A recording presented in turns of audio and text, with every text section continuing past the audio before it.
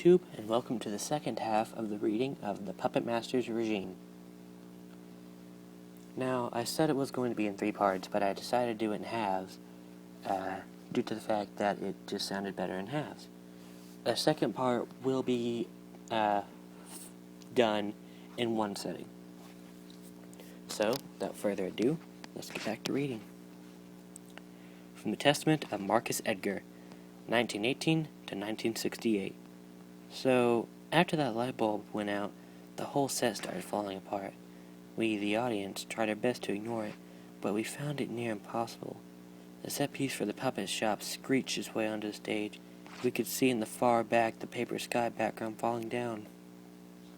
The lights went dim in what we assumed was an attempt to hide the malfunctioning set pieces. The kids, with the help of an oddly monotonous Mr. Obscure, constructed the puppet, and the strange song played. To this day I do not know what they were saying. It sounded somewhat like Latin, but I went on to study Latin in college the next year, and found it to be in no way the language. I remember how it enchanted me, though it enchanted all of us. We began to feel this thing course through us. I remember a few people around us who were humming in an attempt to rid themselves of the sound, and I could hear people in the front rows crying out what sounded like pain. The actors themselves sounded as though they were about to pass out at any moment. They were doing this odd sort of ballet, and they were tripping all over themselves. And I can remember a few more lights flashing and breaking.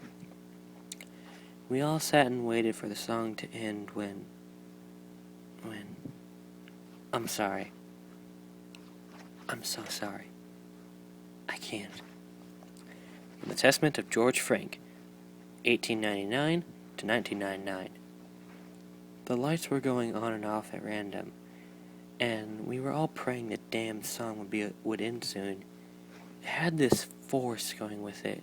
It was sucking us in. We could feel it. The little kids and the puppet man were dancing all around when, well, you see, I really thought I could do it. I thought I could do it, but I can't. From the Testament of Carolyn Mark, 1901 to 1949. The lighting was completely out of control. It was a mess. And that song, it was awful. But something about it, it was powerful. It had a force. I watched intently as the dancers began to skip around and I thought they were the lights. No actual events of the final scene of Act 1 of the Puppet Master's Regime the actual events of the final scene of Act 1 of the Puppet Master's Regime has been up for debate for many years. Not many people are willing to speak about what happened on stage during those final moments. Many believe that there is no actual record of an interview with someone who is willing to tell a story. This is not true, as one testament survives from a Billy Prescott, who was only 6 at the time of the show. At such a young age, one might assume he was unaffected by what he recalls happening. I don't remember a lot, because I was just a kid. All I can remember is that song. It was giving me such a headache. I turned to Father to ask him if we could leave, when suddenly I saw the stage illuminate with this red light. The music stopped as one instrument after another died out, and I swear I heard pounding underneath the stage. Everyone was questioning what was happening, even the actors. I remember the teacher lighting being pushed through the door of the shop, and some assembly members ran on the stage for some reason, and just stopped. I remember a few people started crying right there on the stage, when suddenly this curtain came forward. It's hard to describe what it looked like. It was a clear plastic wall, and it came down from above. Several years later I saw Carrie, the musical, on Broadway during one of its few runs.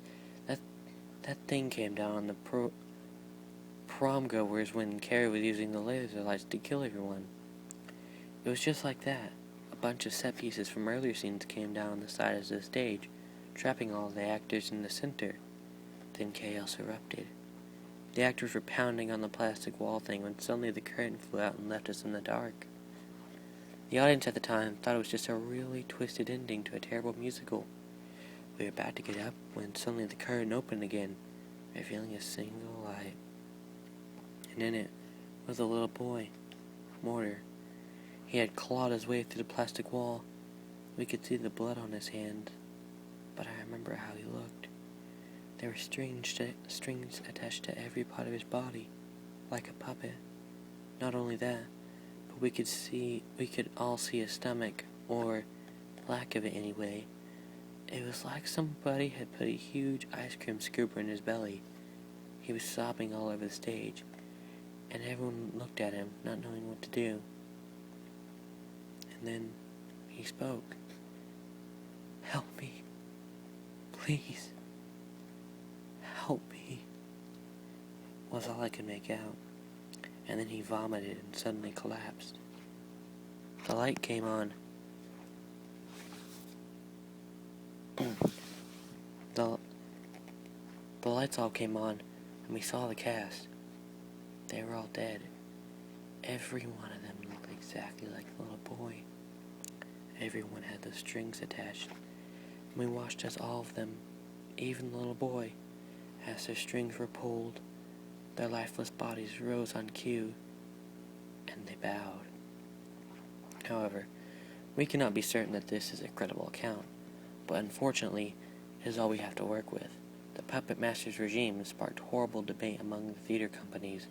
Several audience members had to be treated as special therapy for years to come, and the show itself was covered up by the police.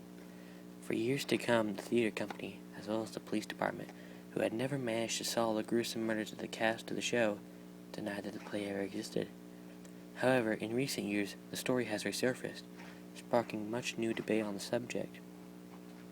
The theater that housed the show still refuses to acknowledge the show's existence, and most theater historians know nothing about the show in general. To this day, the identities of the anonymous lyric and music writers are unknown, and all copies of recordings of the songs and police reports have been destroyed. However, through ancient illegal copies of interviews and theater records, we can gather a bit of information on the show. The show itself had its first workshop in London during 1928. One of the songs, "Get a Puppet," was recorded with vocals by 12-year-old Garris Creeley. However, this recording has been lost, and is only available on the black market of the internet. Other than that, no official records that we know of were ever made. Some ancient accounts say that an illegal taping of the final scene of Act 1 was recorded from backstage, but we cannot be certain that this is anything but a rumor. As for any official memorabilia, very little of anything was ever made for the show to be remembered by. Oddly enough, the show was never advertised, and yet somehow was well known enough to have book tickets for several months to come. Playbills from its premiere night were given out. Most audience members destroyed their copies after seeing the show, but legend has it around 10 to 12 survive.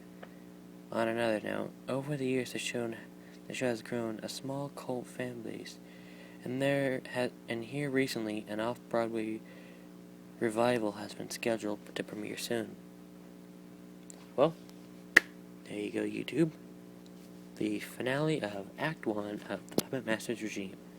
Act 2 will be uploaded tomorrow, and I will see you guys later. Try to go to sleep.